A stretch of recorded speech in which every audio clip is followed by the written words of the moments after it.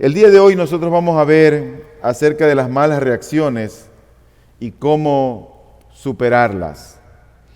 Y este pasaje del Sermón del Monte es probablemente uno de los sermones más confrontativos que existen en la palabra del Señor. Y antes de yo poder predicarlo, quiero ser honesto, tuve mucha lucha, fui confrontado de diferentes maneras por la palabra de Cristo. Pero yo estoy seguro que en esta mañana también te va a confrontar a ti. ¿Y por qué estoy tan seguro de esto? Al menos por tres cosas. Primero, porque quien declara lo que dice en este pasaje es el mismo Dios que se hizo hombre. En segundo lugar, porque si tú tienes al Espíritu de Dios, si tú lo tienes, Él te va a llevar hacia toda verdad y hacia toda justicia. Pero en tercer lugar, recuerda que aún no estamos en el cielo. Y aunque somos nuevas criaturas, todavía hay un pecado remanente en nuestros corazones. Todavía estamos luchando con el pecado, aunque nuestra naturaleza es nueva. Por eso yo creo que también Dios te va a confrontar a ti, como lo hizo conmigo. Ahora, ¿de qué trata el pasaje que vamos a leer? Bueno, trata de cómo nosotros reaccionamos frente a situaciones adversas cuando nos agravian, cuando nos hacen daño o cuando abusan de nosotros. La pregunta es, ¿somos vengativos? ¿Queremos tomar la ley en nuestras propias manos? ¿O tú eres de los que dices, no, pastor, espérese, yo no soy vengativo. Yo no soy vengativo. Yo todo se lo dejo a Dios. Bueno, pero ocurre que Jesús dejó estas palabras para nosotros, para los cristianos. No fue para los impíos, no fue para el mundo. Estas palabras son para los creyentes. Entonces vamos a analizar lo que Dios dice en su palabra en Mateo 5, del 38 al 42. Y dice la palabra del Señor: habéis oído que se dijo, ojo por ojo y diente por diente. Pero yo os digo, no resistáis al que es malo. Antes, a cualquiera que te abofetee en la mejilla derecha, vuélvele también la otra. Y al que quiera ponerte pleito y quitarte la túnica, déjale también la capa. Y cualquiera que te obligue a ir una milla, ve con él 2. Al que te pida, dale, y al que desee pedirte prestado, no le vuelvas la espalda. Este sermón está dividido en 3 partes. Lo primero que yo quiero ver es lo que dice la ley. Lo segundo que quiero ver es lo que dice Jesús, ya en el tiempo no de la ley, sino de la gracia.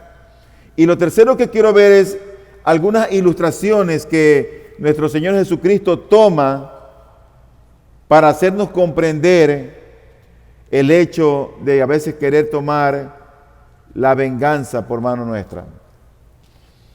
Lo primero, ¿qué es lo que dice la ley? Bueno, la ley tenía una frase muy conocida que decía ojo por ojo y diente por diente. Mateo 5:38 dice, habéis oído que se dijo, ojo por ojo y diente por diente. Bueno, esto era conocido como la ley del talión o la ley de la reciprocidad. Cuando alguien delinquía o cuando alguien hacía algo malo, el delincuente debía ser castigado conforme a la magnitud de su delito.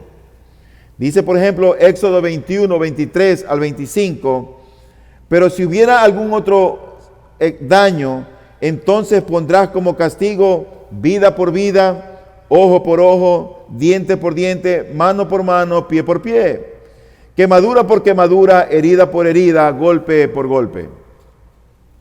Deuteronomio 19, 21 dice, y no tendrás piedad, vida por vida, ojo por ojo, diente por diente, mano por mano, pie por pie.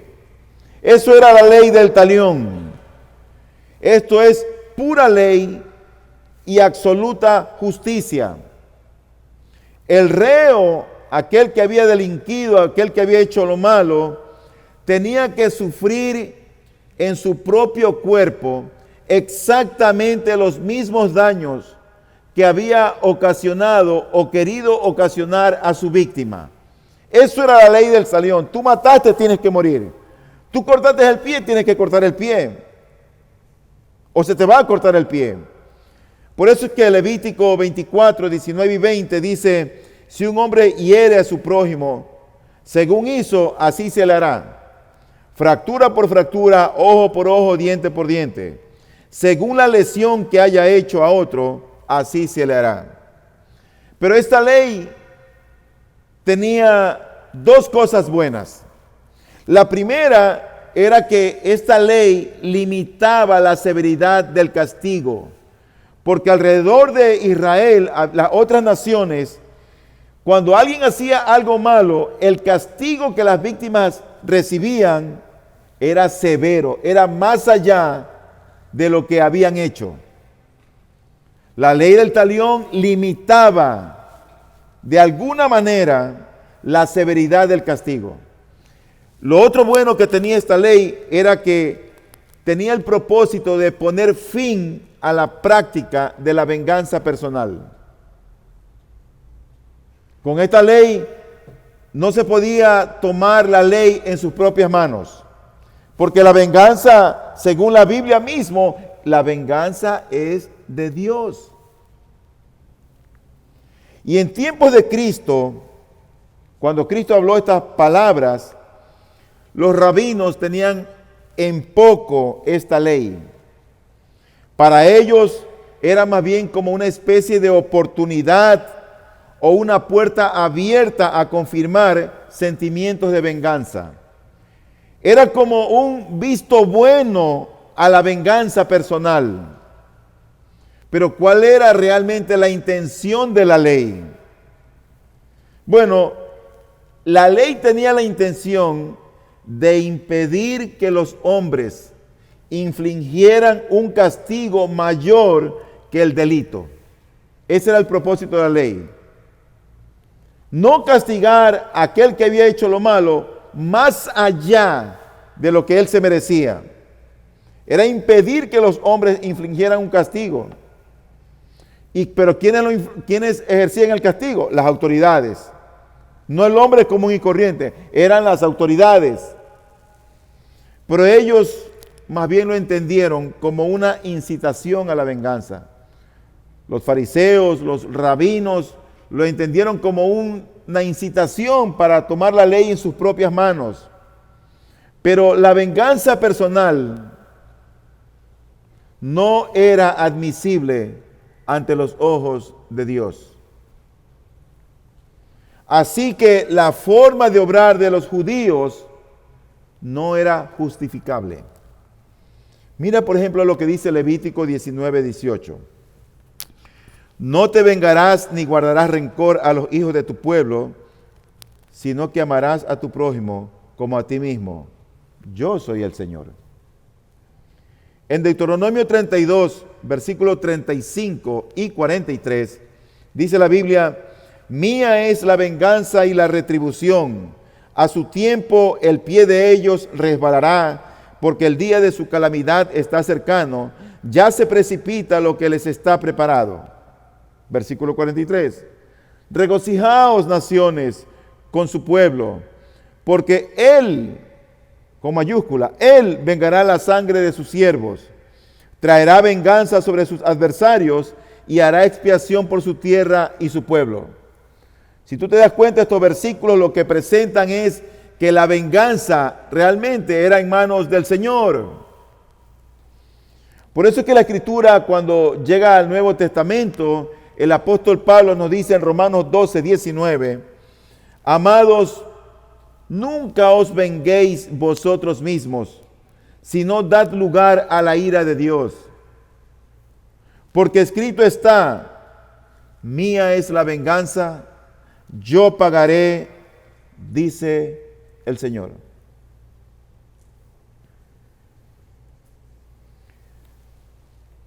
El libro de Proverbios, que es uno de los libros sapiensales, nos muestra también la manera sabia como el hombre debe de conducirse aquí en la tierra. Y en Proverbios 20:22 nos dice, no digas, yo pagaré mal por mal. Espera en el Señor y Él te salvará. Proverbios 24:29 dice, no digas, como Él me ha hecho, así le haré. Pagaré al hombre según su obra. Ahora bien, si la venganza es de Dios, si la venganza pertenece a Dios, entonces uno se pregunta, ¿cómo puede la misma ley de Dios aprobar la venganza y la retribución por parte de hombres que están en autoridad? Bueno, porque las autoridades civiles son vistas en las Escrituras como instrumentos del mismo Dios. Imagínate que no existieran autoridades puestas por Dios como lo describe Romanos 13. Nuestro mundo caería en completa anarquía. Nuestro mundo fuera un caos si no hubieran policías con vigilantes de tránsito, si no hubieran gobernadores, alcaldes, presidentes, legisladores, consejeros, concejales, si no hubieran guardianes. Nuestro mundo sería un caos. Así que la autoridad civil de parte de Dios es puesta y debe ser vista por nosotros con buenos ojos. Pero a nosotros no nos es permitido tomar la ley en nuestras propias manos. Por lo tanto, tú debes haber notado que en el día del juicio final, a ese día del juicio final, cuando Dios retorne o cuando Cristo retorne por segunda vez, a ese día de juicio final, cuando Él regrese, ese día también será llamado el día de venganza de nuestro Dios. En Isaías 61:2 dice, para proclamar el año favorable del Señor y el día de venganza de nuestro Dios, para consolar a todos los que lloran. Por lo tanto, queridos hermanos y amigos, si Dios reserva la venganza para Él mismo, esto no debería ser algo malo. Malo sería si el Dios justo no hiciera justicia a sus agraviados. Eso sería injusto. Si pues Dios pide que dejemos en sus manos nuestra causa, no es porque la venganza sea mala en sí misma, sino porque es casi imposible que la persona injuriada ejerza una venganza que sea justa. Imagínate que Dios te da la oportunidad para que tú te puedas vengar de alguien que te ofendió. Y tú lo tienes ahí a merced. Yo te aseguro que si tú y yo tenemos esa oportunidad, esa venganza que tú y yo ejecutaríamos sobre esa persona que nos hizo daño, que nos afectó, sería una venganza injusta, más allá del delito que cometió. Así que la ley, eso era la ley del talión. La ley del talión fue puesta justamente para poder de alguna manera limitar la severidad del castigo, pero por otro lado para poner fin a la práctica de la venganza personal. Esa era la ley. Pero ¿qué fue lo que dijo Jesús? Jesús dijo, no te opongas al que te hace mal. No te opongas. En Mateo 5:39 dice, pero yo os digo, no resistáis al que es malo. Ahora, si tú te das cuenta en este pasaje, Cristo no dice, lleva a tu adversario ante los tribunales y mételo preso. Ni siquiera dice, dejad la venganza en manos de Dios. Cristo va más allá y nos pide que desterremos todo espíritu de venganza que está en nosotros. Y nos dice, pero yo os digo, no resistáis al que es malo. ¿Qué significa no resistáis? Bueno, no resistáis quiere decir, la palabra resistir quiere decir oponerse, contrarrestar o enfrentar. Cuando dice él, no resistas, quiere decir, no te opongas, no te enfrentes al que te hace lo malo. No lo resistas. Nuestro deber hacia aquellos que nos hacen el mal no es la represalia, ni es tampoco la venganza. ¿Sabes qué es? Como cristianos, la aceptación de su injusticia.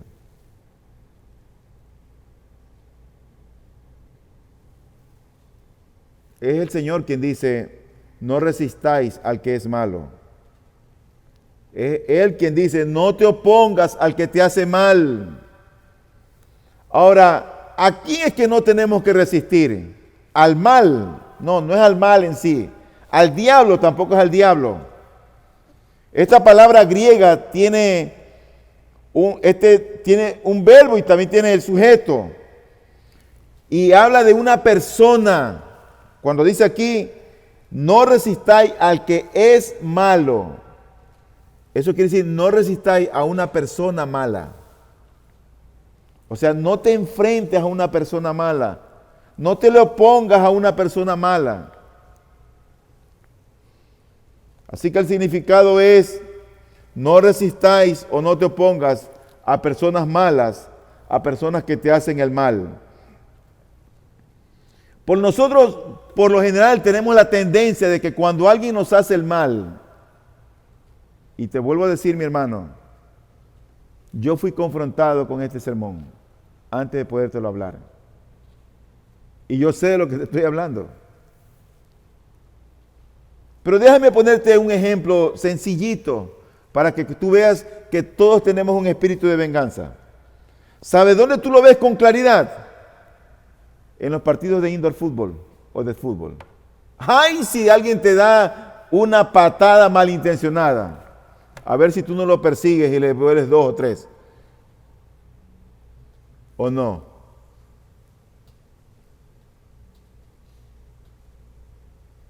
No solamente que le quieres la patada, sino que tú le quieres caer a trompones. Porque siempre tenemos en nuestro corazón el deseo de hacer venganzas por nuestras propias manos. Pero eso es en el fútbol y en la profesión. ¿Qué de los matrimonios cuando tienes un esposo abusivo? ¿Qué de tus hijos cuando te faltan el respeto o de un familiar cuando te agrede y te hace caer en vergüenza y te humilla? ¿Qué de un desconocido? Siempre queremos tomar la venganza en nuestras propias manos. Yo me incluyo ahí.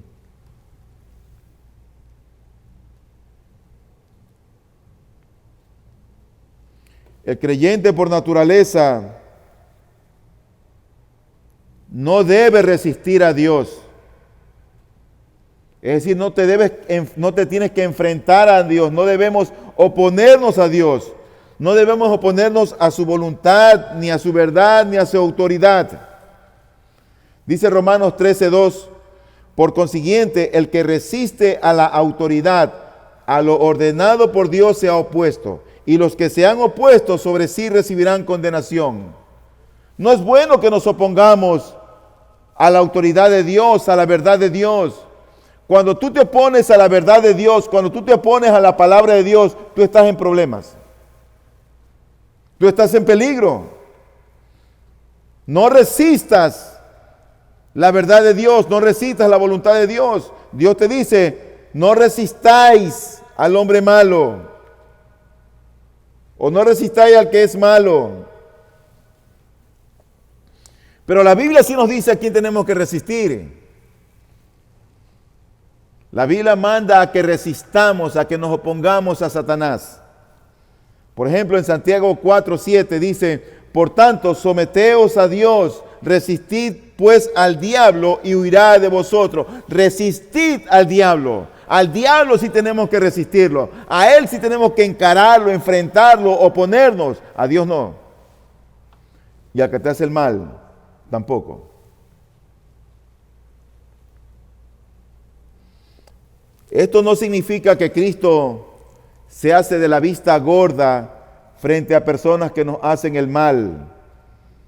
Ni tampoco significa que va a dejar impune aquellas injusticias o maldades con las que nos han agraviado. ¿Sabes lo que significa? Significa que no nos corresponde en primer lugar a nosotros ejercer el castigo. No nos corresponde a nosotros. Pero en segundo lugar, tú tienes que saber que Cristo vino una vez y va a venir por segunda vez. ¿No es cierto? Ahora bien, cuando Él venga por segunda vez, Él va a emitir allí juicio contra el pecador, contra el malvado, contra aquel que nos hizo daño. Pero el momento del juicio aún no ha llegado, porque eso va a ocurrir en la segunda venida. Y por lo tanto, cuando vino Cristo la primera vez, ¿a qué fue lo que le dio prioridad? Dímelo tú. ¿A qué le dio prioridad Dios? ¿O Jesucristo? ¿A qué fue lo que le dio prioridad? ¿Hay alguien aquí en esta sala que me lo pueda decir?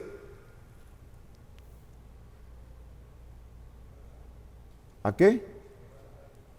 A salvar las almas. Correcto. Esa fue la prioridad del Señor. Salvar las almas. Su prioridad no fue el juicio. Su prioridad fue la salvación. Cristo no ha venido. Todavía no es tiempo de juicio. Él dejó su juicio para su segunda venida. En su primera venida, Él dio prioridad en buscar la salvación de la gente y en mostrar el amor de Dios aún a sus enemigos. Mira lo que dice el Evangelio de Juan, el capítulo 17, capítulo 3, versículo 17. Dice: porque Dios no envió a su Hijo al mundo para juzgar al mundo, sino para que el mundo sea salvo por Él. ¿Sabes que Cristo, cuando vino por primera vez a este mundo, no vino para juzgar, vino para salvar? Por lo tanto,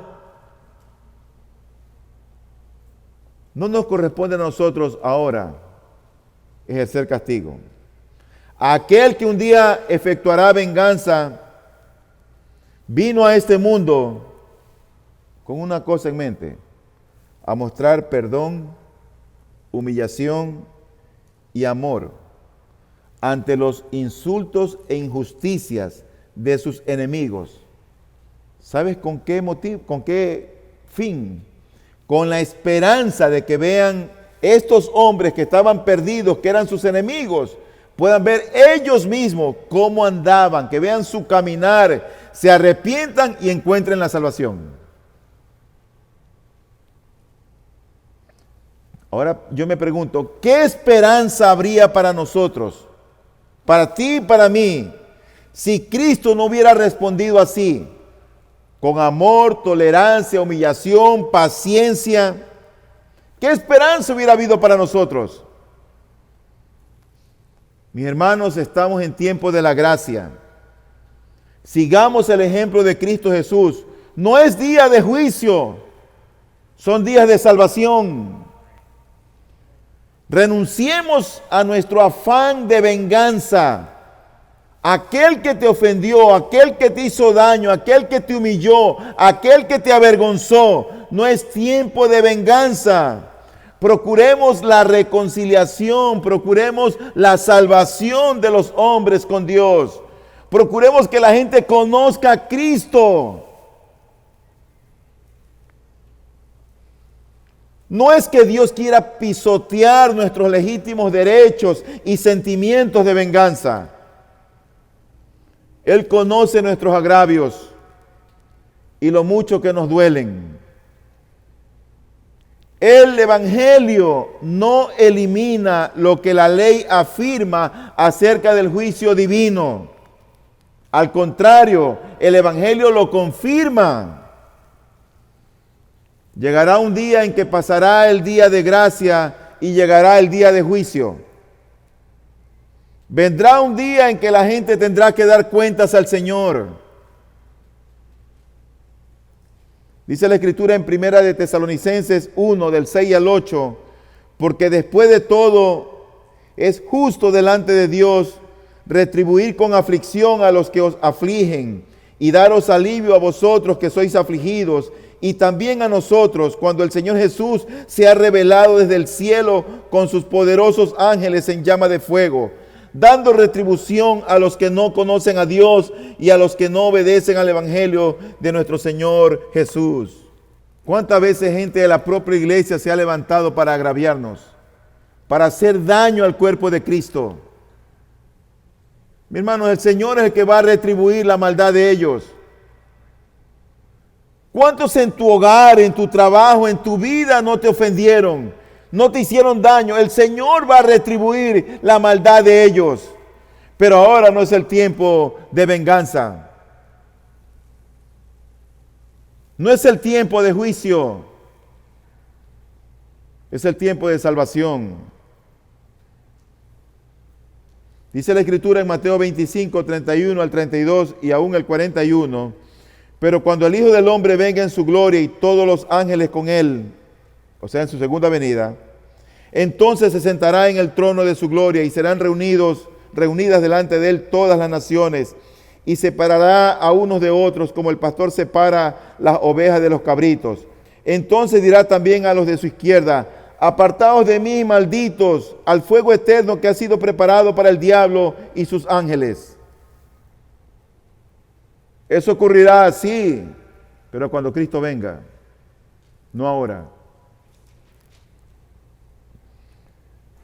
El escritor David Burr, que fue de quien tomé parte de este sermón, él dice lo siguiente: somos enviados por el Señor Jesucristo para proclamar las mismas buenas nuevas que Él proclamaba, de perdón para el pecador, incluso de perdón para los que han pecado contra nosotros.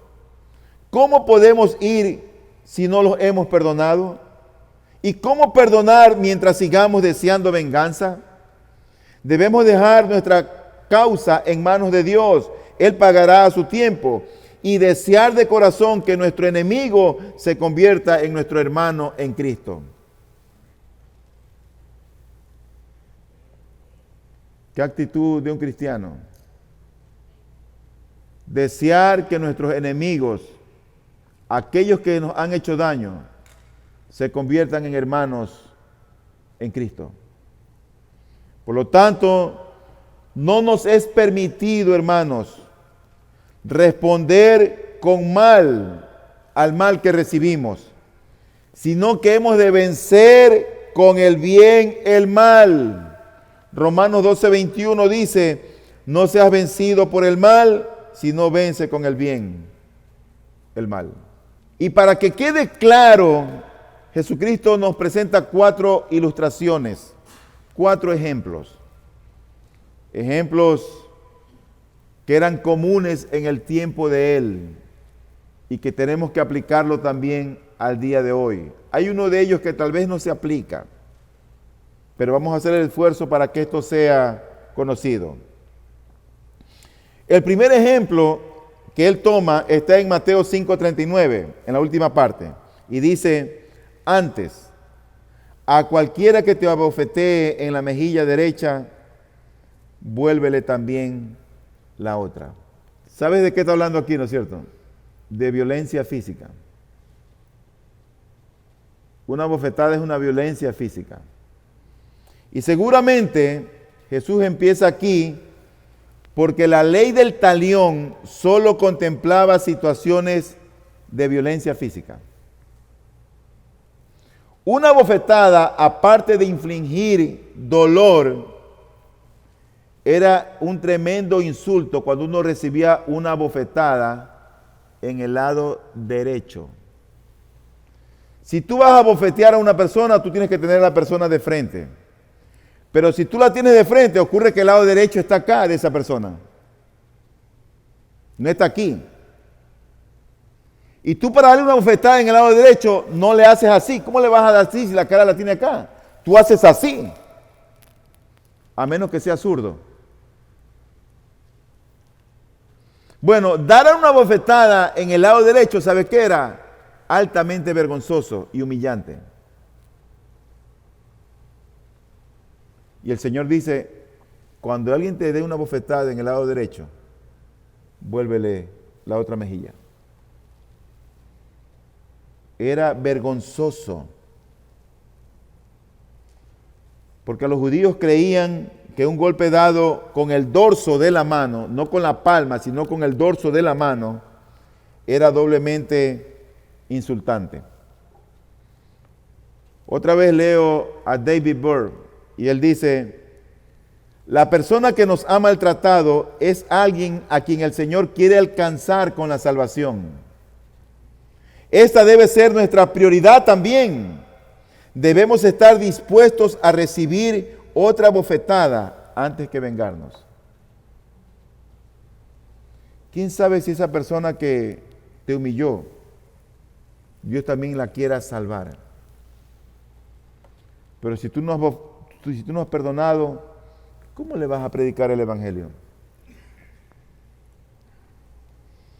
Y a lo que Cristo está apuntando es a la reacción de amor y compasión y no de odio y de rencor con la que responderíamos como agraviados. Cuando Cristo fue golpeado por un soldado ante Anás, no se nos dice que Jesucristo volviera a la otra mejilla, pero sí nos deja ver que no resistió, que no se enfrentó, que no se opuso al soldado y se limitó a hablarle con corrección y humildad. Al mismo tiempo le habló con dignidad. Mira lo que dice Juan 18, 22 y 23. Cuando dijo esto, uno de los alguaciles que estaba cerca dio una bofetada a Jesús diciendo, ¿así respondes al sumo sacerdote? Jesús le respondió, si he hablado mal, da testimonio de lo que he hablado mal. Pero si hablé bien, ¿por qué me pegas? El otro ejemplo que el Señor utiliza está en Mateo 5:40 y dice, al que quiera ponerte pleito y quitarte la túnica, déjale también la capa. Ya no solamente está hablando de violencia física, sino que está hablando de cuando alguien nos agrede con un pleito. Era algo ruin y vil quitarle al pobre su túnica. ¿Sabes lo que era su túnica? Su camisa. Era algo vil y ruin. Aunque estuvieras anteponiendo tus propios derechos materiales. Dice Éxodo 22, 26 y 27. Si tomas en prenda el manto de tu prójimo, se lo devolverás antes de ponerse el sol, porque es su único abrigo, es el vestido para su cuerpo. ¿En qué otra cosa dormirá? Y será que cuando él clame a mí, yo le oiré, porque soy clemente. Mira, esa túnica, esa camisa para el pobre, era lo único que él tenía para protegerse de las inclemencias del tiempo en el frío del Medio Oriente. Pero ¿cómo es que el discípulo entonces debería de responder frente a esa clase de persecución?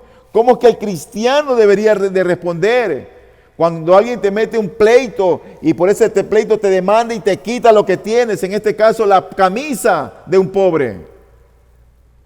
¿Sabes lo que dijo el Señor? Entrégale también la capa.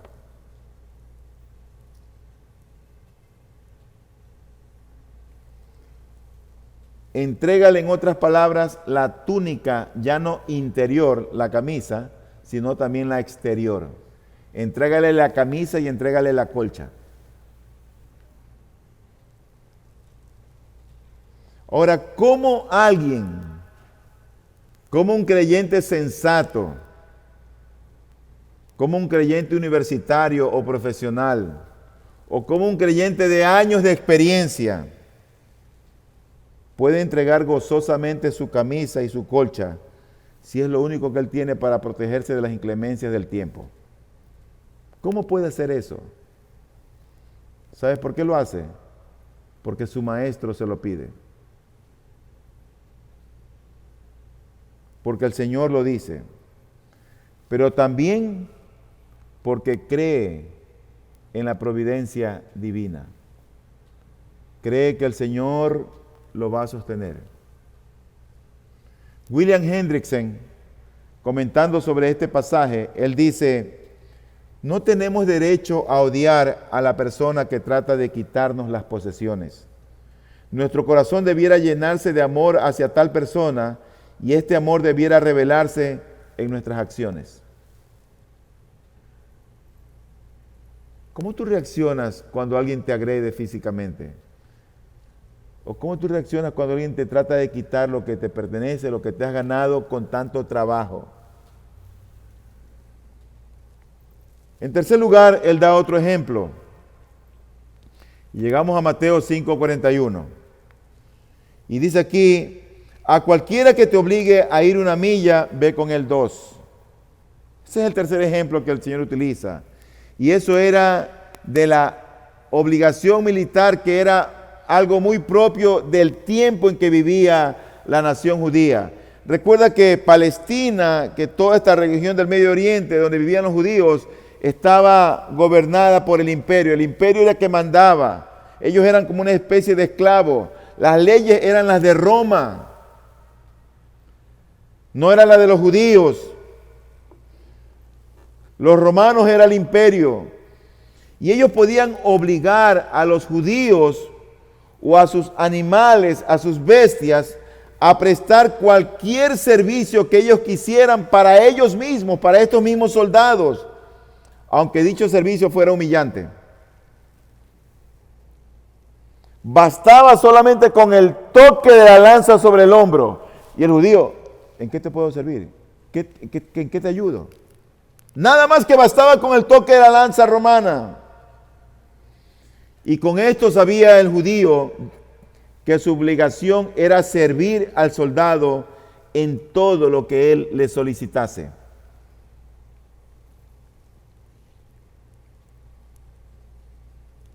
¿Cómo tú reaccionarías? La punta de la lanza de tu hombro: ven acá, dame tu asno, que lo necesito. Ven, llévame esta compra que tengo aquí, póntela en el hombro.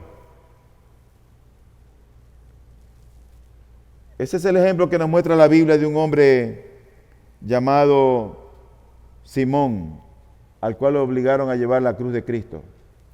Dice en Mateo 27, 31 y 32: después de haberse burlado de él, le quitaron el manto, le pusieron sus ropas y llevaron para crucificarle.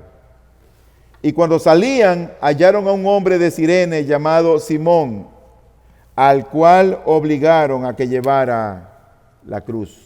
En vez de incomodarse, de oponerse o de reaccionar, Jesús deseaba que ellos mostraran generosidad, entrega y sacrificio. ¿Te obliga a ir 1 milla? Ve con el 2.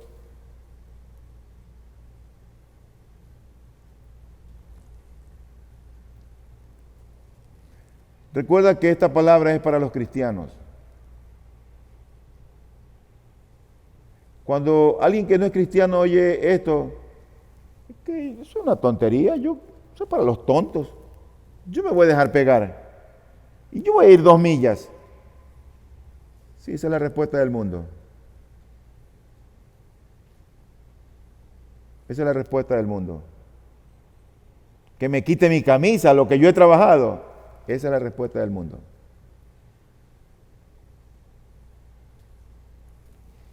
Finalmente, Jesús llega a su cuarto ejemplo. Y en Mateo 5:42 dice, al que te pida, dale. Y al que desee pedirte prestado, no le vuelvas la espalda. Esto tiene que ver con los asuntos de las peticiones y los préstamos. Y de alguna manera yo creo que esto tiene que ver con trabajar con esa tacañería que hay arraigado en el corazón y que está allí de manera silenciosa. Yo he escuchado de personas que no tienen trabajo, buscan trabajo. Y cuando Dios les da el trabajo, se vuelven más indisciplinadas y desordenadas para las cosas del Señor. Aquí venía hace mucho tiempo una persona llorando un día porque no tenía trabajo. Y yo me acuerdo que la tomé, mira, vamos a orar por tu trabajo, que Dios te provea un trabajo. Y oramos. A las 2 semanas Dios le dio, y vino contentísima, y vino 3 cultos, me acuerdo. El día que le dieron el trabajo, y 2 más. Nunca más volvió a venir. Vino como casi al año, perdía el trabajo. Viene otra vez, ¿cómo así? No, que ya perdí el trabajo. Entonces ahí buscaba otra vez el trabajo. Pero así somos por lo general. Como tenemos esas miserias en nuestras almas, en nuestros corazones, y no nos damos cuenta. Y este texto para mí a veces, cuando dice al que te pida dale, y al que desee pedirte prestado no le vuelva la espalda, a veces tiene que ver con trabajar con nuestra tacañería, con nuestra codicia. Tenemos un trabajo, Dios nos bendice, y no somos o no estamos dispuestos para ayudar, para prestar o para dar. Yo me pregunto si estos sentimientos negativos que a veces tenemos cuando prestamos y no nos pagan, no son estos manifestaciones menores del mismo espíritu que inspira venganza en sus formas más sangrientas. Son situaciones tal vez triviales, sencillas, pero son situaciones pequeñas en las que se revelan la miseria de nuestros corazones. Situaciones en las que damos a veces la espalda a la gente, donde evitamos el compromiso y manifestamos pequeños brotes de rechazo a nuestro prójimo. Yo me pregunto si realmente son de tanta importancia nuestras posesiones. No debemos no debe importarnos más, digo yo, la persona necesitada. ¿No pertenece acaso todo a Dios? ¿No es acaso todo de Dios? ¿Por qué siempre hablamos de mi casa, mi carro, mi?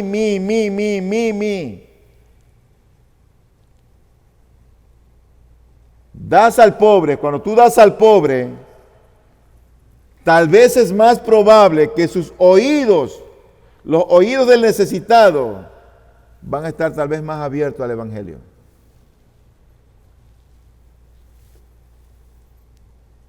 Una vez más cito a David Burr.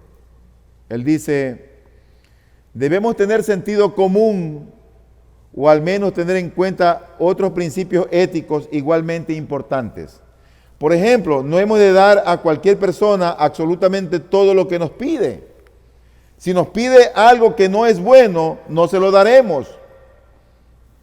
Y dice él, una vez oí hablar de cierto tesorero de una iglesia local que, por fidelidad a este texto, le dio a un mendigo toda la ofrenda del domingo. ¿Qué te parece?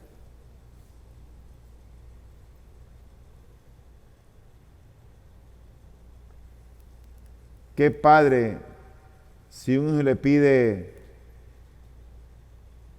pan, le dará espinas. Si le piden helado o un chocolate, le dará una bofetada. Si nosotros, dice él, siendo malos, damos cosas buenas a nuestros hijos, ¿cuánto más nuestro Padre Celestial? Así que si pide algo que es perjudicial para su salud o para su salvación, no hay que darles. Muchos mendigos de hoy buscan dinero para drogas o para alcohol. Y la intención de Cristo no es la de enredarnos en nuevos legalismos, sino la de denunciar en nosotros las raíces de pecado cuya existencia muchas veces ignoramos. Que están ahí, que están silenciosas, camufladas y no se ven. Quiere Él liberarnos de nuestros pequeños egoísmos para que podamos ver siempre al prójimo como lo ve Dios. Yo creo que todos reaccionamos por ese sentimiento de derecho cuando nos creemos lesionados o cuando han sido lesionados nuestros intereses. Pero dice el Señor que no debemos resistir, sino dejar la causa en manos de Dios y buscar el bien de quien nos ha ofendido. El Señor Jesucristo prohíbe todo lo que sea semejante a un espíritu implacable y vengativo. ¿Te han hecho daño? ¿Te han ofendido? ¿Te han humillado? ¿Te han herido? Déjaselo al Señor. No es tiempo de venganza. No es tiempo de juicio. Tu corazón se amarga, te envejeces, se te afecta el hígado, no tienes paz, no tienes reposo. Finalmente, déjame traer una aplicación a este sermón. Mira, el Señor nos pide que renunciemos a la venganza. Pero el que nos pide que renunciemos a la venganza es quien puso su vida por nosotros. Y le quitaron la vida a sus enemigos. Él pide que renunciemos a la venganza y es aquel que fue herido en su mejilla sin oponer resistencia. Fue quien vio cómo los soldados le quitaron su ropa. Yo me pregunto, ¿cómo podemos negarnos a seguir su ejemplo? Y el que nos pide que perdonemos a nuestro enemigo es aquel mismo que perdonó a sus enemigos y también nos perdonó a nosotros cuando nosotros éramos enemigos del Señor. Dice 2 Samuel 16:5, voy a leer de la Nueva Versión Internacional que encontré más claro este pasaje allí. Y dice así: cuando el rey David llegó a Bahurín, salía de allí un hombre de la familia de Saúl, llamado Simí, hijo de Gerá. Este se puso a maldecir y a tirarles piedras a David y a todos sus oficiales, a pesar de que las tropas y la guardia real rodeaban al rey. En sus insultos Simí le decía al rey: largo de aquí, asesino, canalla. El Señor te está dando tu merecido por haber masacrado a la familia de Saúl para reinar en su lugar. Por eso el Señor le ha entregado el reino a tu hijo Absalón. Has caído en desgracia porque eres un asesino. Abisai, hijo de Sarbia, le dijo al rey: ¿cómo se atreve este perro muerto a maldecir a su majestad? Déjame que vaya y le corte la cabeza. Pero el rey respondió: esto no es asunto mío ni de ustedes, hijos de Sarbia. A lo mejor, el Señor le ha ordenado que me maldiga, y si es así, ¿quién se lo puede reclamar? Dirigiéndose a Abisai y a todos sus oficiales, David añadió: si el hijo de mis entrañas intenta quitarme la vida, o sea, Absalón, ¿qué no puedo esperar de este benjaminita? Déjenlo que me maldiga, pues el Señor se lo ha mandado. A lo mejor el Señor toma en cuenta mi aflicción y me paga con bendiciones las maldiciones que estoy recibiendo. David y sus hombres reanudaron el viaje. Simí por su parte lo seguía por la ladera del monte, maldiciendo a David, tirándole piedras y levantando polvo. Es el rey que tenía todo el poder. Él puede decir, anda y mátalo. Y él, ¿saben qué este hombre se centró? En la soberanía de Dios. ¿Quién sabe si tal vez Dios lo envió para hacerme caer en cuenta de mi maldad? Así que cuando a ti te humillan, cuando te hacen daño, cuando te critican, cuando murmuran contra ti, la gente se enoja a veces. Y yo a veces digo, ¿no será que Dios está tratando con tu propio orgullo? Cuando te llaman la atención y no te gusta, ¿no será que Dios está tratando con tu propio orgullo, con tu propia altivez? Y por último, si eso no fuera así, si es algo injusto, déjaselo al Señor y no tomes venganza. Desterremos ese espíritu vengativo que hay en nuestros corazones y conduzcámonos como cristianos en esta vida.